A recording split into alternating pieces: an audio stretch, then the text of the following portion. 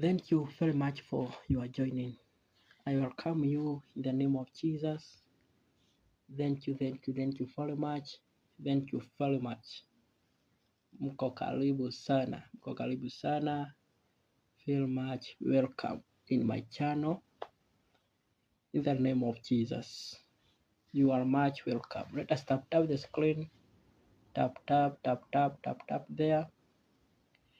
I want us to share the word of God under the topic celebrate the grace of God.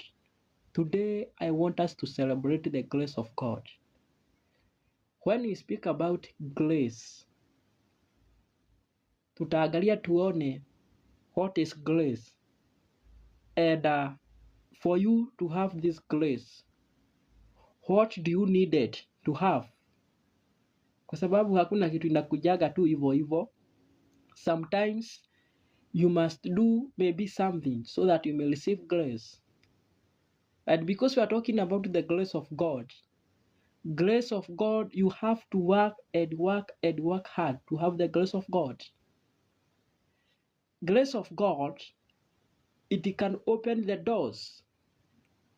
Zile marago ambazo yamefugika, bao ni ya baraka, mambo makubwa. So when you have the grace of God, that's when many things opens for you. So today we are looking about celebrate the grace of God.